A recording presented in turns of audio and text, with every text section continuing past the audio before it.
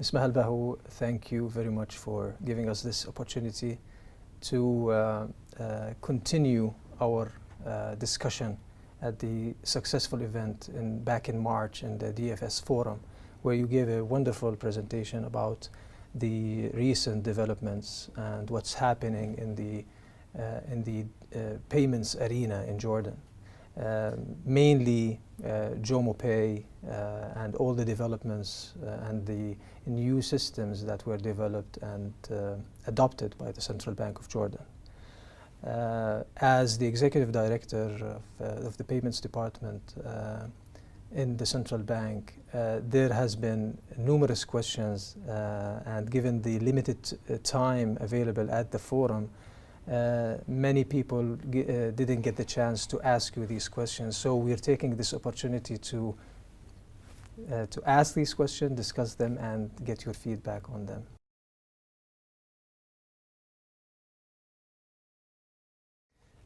Let's move now to the different systems like e-Fawatircom, Jomo Pay, banks e-wallets, and how will these services be connected and related to each other? I will start by, we don't have in Jordan something called like bank wallets or MNO wallets. We have mobile wallets for licensed institutions. Whether they are MNOs, they have to apply for financial institution services to be regulated and supervised by us. So we have mobile wallets. We followed the level playing field approach in this regard. So this is a service regardless of who provides the service as a financial institution. So this is under Jomo Pay? Under Jomo Pay. So for mobile wallets, for e-Fawatircom, and for bank accounts, we can say. Currently, according to the regulation, there are certain restrictions on how to treat these deposits, and it's not 100% treated as savings when you compare it to savings accounts at a bank, right? So what's the strategy of the central bank in this regard? This is a very good question and very important. We are actually encouraging the mobile payment service providers to start looking for the opportunities to integrate with bank services, to link the wallets with the official saving accounts, where the mobile wallet holders can have official saving accounts, where they can transfer from their wallet to the account, vice versa. But this would require further know your customer requirements. But this is something that for us is a very important and very critical, definitely. We want all people living on our precious lands in Jordan to have affordable, convenient and safe access to all formal financial services.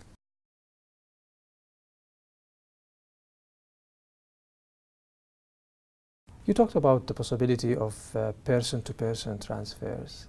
Is it open also for the local transactions and international transactions? At this moment, first, the switch is built to allow cross-borders and domestic transfers. But at this moment, we are only allowing domestic transfers. Later on, when the mass adoption proves that it's up to what we are looking for, very secured and safe, we will start coordination with other regions to allow cross-border remittances.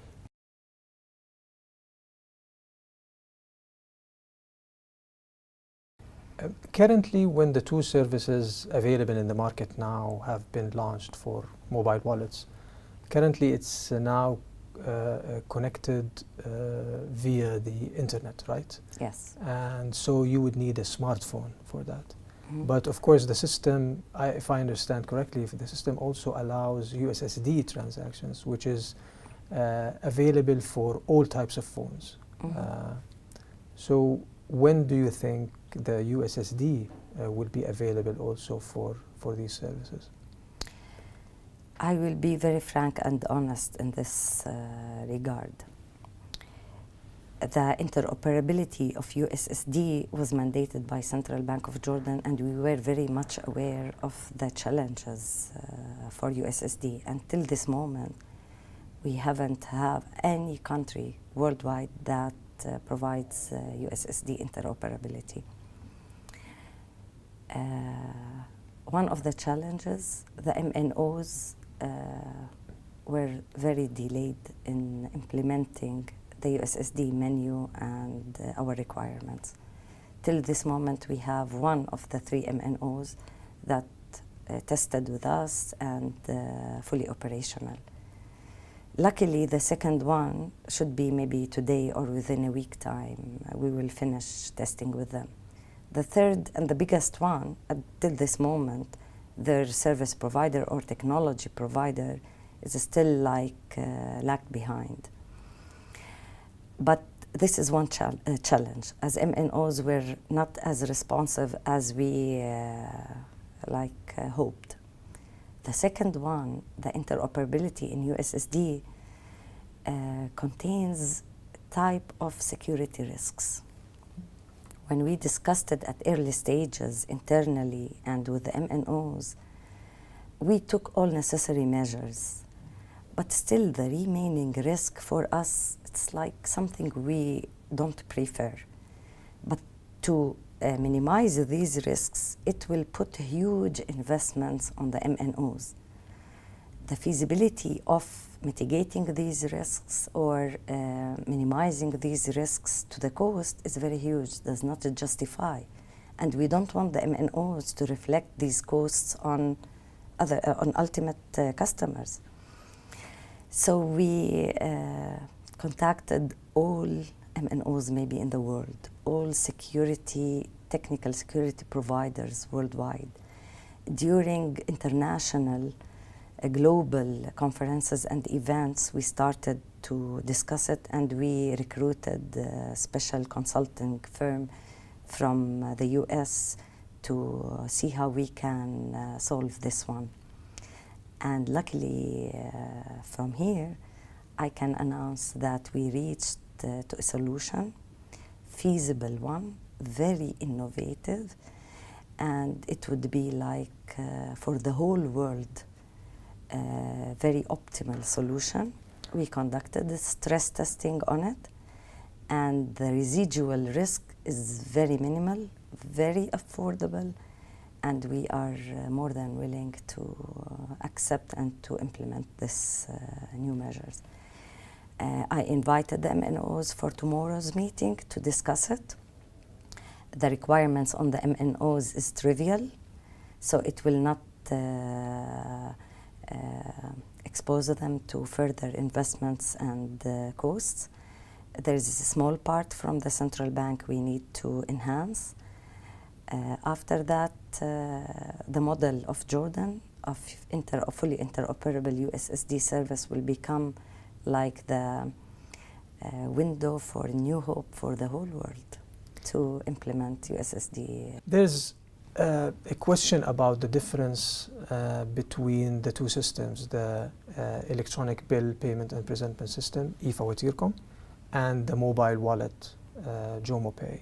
Could you briefly talk about the difference between the two schemes, the two systems? Yes, actually the difference is huge between these two platforms. JomoPay is a payment platform. It's totally payment switch, where fully financial transactions are conducted, recorded, monitored, analyzed. So when I send you money from my mobile wallet, it passes through JomoPay to validate and allow this amount according to my outstanding balance or sufficient balance.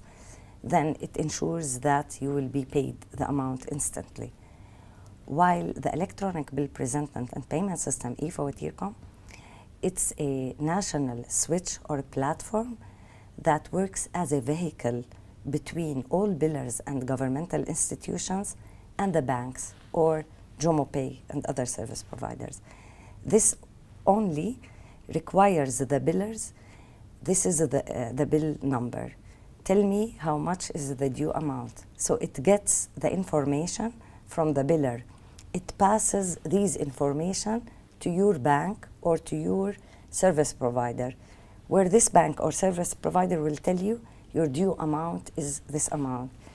You order your bank or service provider to deduct from your bank account or wallet, then it sends the reply to the biller that your amount has been deducted and this amount is paid to you. So e-فواتيركم is a vehicle that sends notifications, brings information, ensures that your account is deducted while the biller's account is paid. But JomoPay is a fully payment platform. It executes the payments. But the two systems actually both complement each other, because they will, when they are connected, they will target the unbanked, the big number of people in the country without bank accounts or not dealing with the formal financial system. And at the same time, I think both of them, if I'm correct, both of them operate on a real-time transaction basis, right? So it's all real-time. You are absolutely right. They integrate, they complement each other, and they work for each other as service provider. So JomoPay for e-فواتيركم, it's a service provider because it brings to e-فواتيركم all unbanked people, where they benefit from all the list of billers. On the other hand, e-فواتيركم provides JomoPay with all necessary information. So this integration definitely complement each other for the ultimate objective of serving people who are unbanked or who prefer to utilize their mobile wallets for these type of payments instead of using their bank account directly or cash from their pocket.